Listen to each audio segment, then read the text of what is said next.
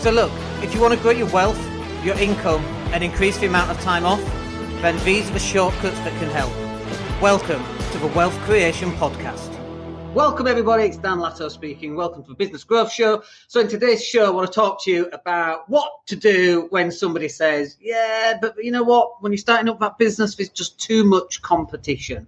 It's not the right business for you. Every man and his dog's out trying to do that particular business, and so it's not going to work for you. And we hear this all the time, by the way, from clients coming through to us, especially for people like property sourcers. They say, I want to be a property sourcer, and people go, oh, everyone's a property sourcer these days. And honestly, if you look at the actual facts, there's not many property sourcers out there at all. And even if there are, the ones that are out there right now are pretty dreadful. I'm sure you've found this if you've ever bought phoned up for a car on Auto Trader and it's a garage and you phone them up and they go, oh, and they kind of grunt at you. And so you might be thinking, oh, I'm going to start up in a car business. And your mate says, oh, no, everyone's selling cars these days. It's not a good business for you. Yeah, but have you seen the competition? And so this is really the key, is it's based around what the competition is doing. And in fact, it shouldn't even be around how bad the competition is. It should be about how good you are and what differentiates you and your business from everybody else. Now, if you are saying things like, well, we're the best and we're cheaper and we're faster and we're nicer and we're more professional, it just doesn't mean anything. They're just like useless words. I'm better, faster, cheaper, more handsome, more northern, more funny, better. It just makes it's just words. It makes no difference, right?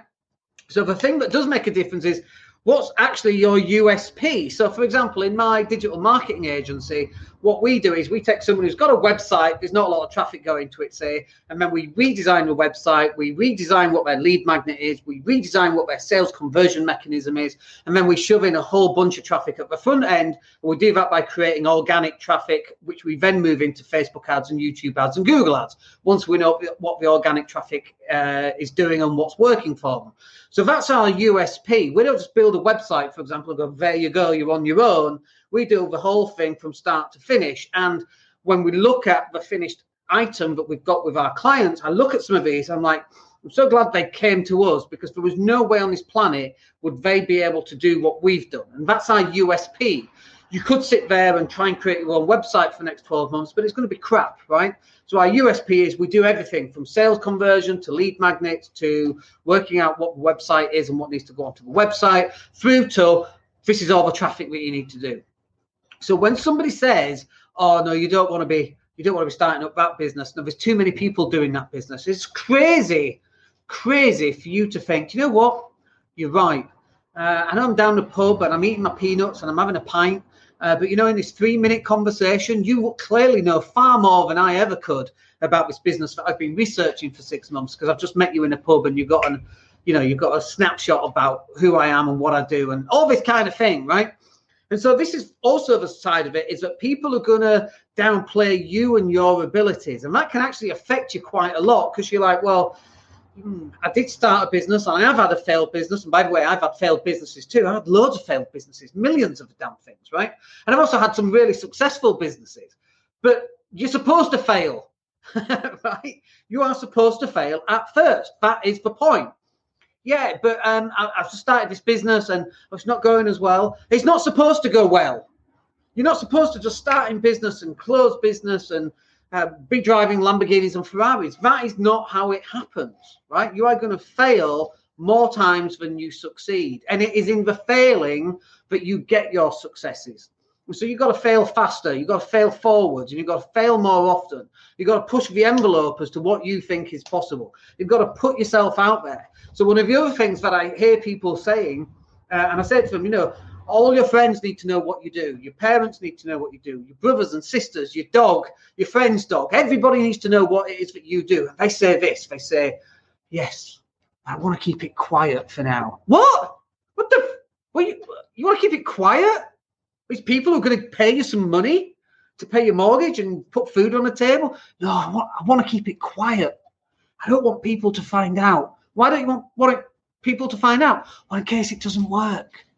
Oh, I get it. If at first you don't succeed, hide all the evidence you ever tried. I get that. I've been there too. Doesn't work. You've got to let everybody know what you do. In fact, one of the things that we are scared of right now on our digital marketing agency is actually turning on the tap, because we're going to get inundated and we can't scale and we can't grow in a safe manner that we actually want. We're lined up for profit for the next 6 months. We don't need to grow. We don't need extra clients on right now. And in fact, if we do take a lot on, we're going to cause some problems for us because we haven't got the capacity to scale up to that level. So we have to grow organically. But I hear people going, no, I just don't want anyone to find out what I'm doing. Well, you're in business. If you don't have anyone find out what you're doing, how are you going to find new customers? You've got to go out and tell everybody. And then not only tell everybody what you're doing, explain why they should be using you. What is your USP, your unique selling point? What is that? What's so unique about you that makes you better than the competition? Like, I like the competition. We get inspiration by looking at other people's websites and we go, okay, we want to create this idea and we've got to go research for competitors to see how they're doing it. And when we go and research for competitors and see how they're doing it, it's crap. Their websites are crap. There's no sales funnel in place. There's no lead magnet in place. There's nothing. And it's like, well, how are they closing business? And it's actually quite inspirational and motivational for us because we're like, guys, these guys are making business, closing business and selling, and their website is crap and their sales process is crap and the traffic is probably not great. And we go onto their social media and that's crap and that's crap. I saw something last week taken social media by storm, and I went and looked at their social media. Goodness me, if that is taking social media by storm, I dread to think what a low level of social media is. So the whole point of you going into business is to make money, but it should also be, how are you going to stand out? So there's this book called The Purple Cow by Seth Godin. If you've never read that book, you should absolutely read that book. And in that book, he's driving along and there in a field is a purple cow. And he's like, oh my gosh, I've never seen a purple cow. So he stops the car, he pulls over, he calls the cow over to him, he strokes the cow, he's never seen it, he touches it, he knows it's real. Wow, a purple cow. Gets back in his car and he's driving along. And then in the next field, there's 2 purple cows. And he's like, wow, more purple cows. Never seen those before. And then in the next field, there's 100 purple cows. And he's like, yeah, I've seen them. And the next field, there's 100 more purple cows, and so on and so on and so on. He doesn't stop. He doesn't get out because he's now seen purple cows. It makes no difference to him. That's the nature of the book. You can pretty much surmise the rest of the book just from the way I've said it there. But what's your purple cow? You want people, when they see your thing, to make them stop them and go, what's this? We do this using our pattern interruption videos. So we use music, we use B-roll, stock footage, depending on who it is, and we use text on there. So you know when you're in bed at 10 o'clock at night and you're scrolling through Facebook and Instagram, because we all do it, right? Twitter, whatever, Facebook. I said Facebook. And you're scrolling through. The point is you see a video and it makes you stop and think, oh, what's that? It's like the equivalent of pulling the car over to look at these purple cows. Your marketing and your branding should stop a person from scrolling and go, I need to look at that.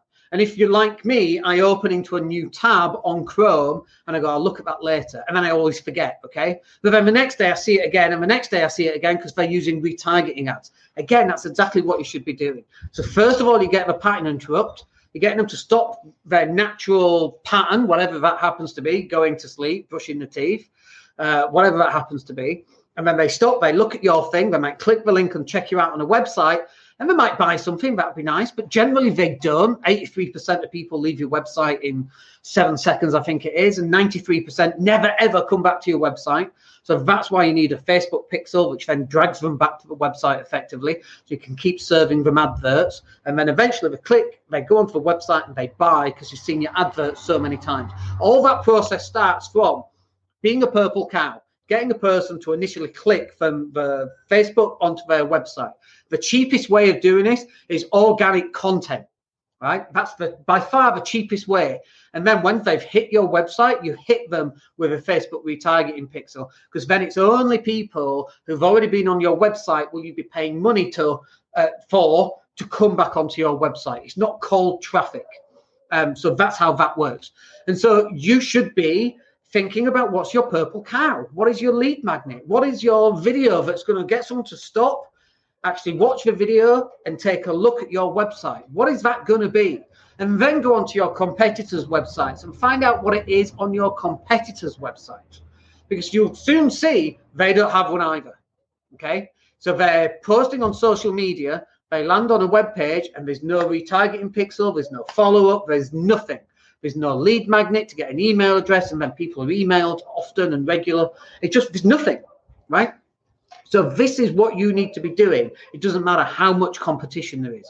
Like, some of your competition is going to be amazing, okay? That's going to be like the 1%ers. Absolutely 1%. So what are you going to do about the other 99%? That's part of that pie that you can get access to. And eventually you can be in the 1% as well when you start spending enough money on your marketing and on traffic and on retargeting and all that stuff.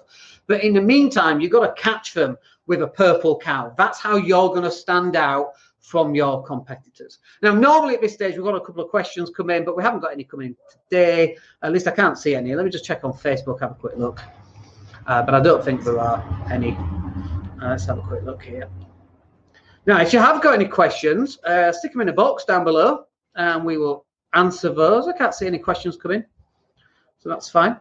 Other than that, then, we are live again on Wednesday. We're in the Property Cashflow Show. We're going to talk about property. If you've got any questions about that, about investing in the UK, come and speak to me about that as well on Wednesday around 12 o'clock. Sometimes it's slightly early, sometimes it's slightly later.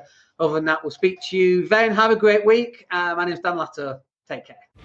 Hey, it's Dan here. Thank you for listening. Really appreciate each and every one of you. Please click like or subscribe to the entire podcast.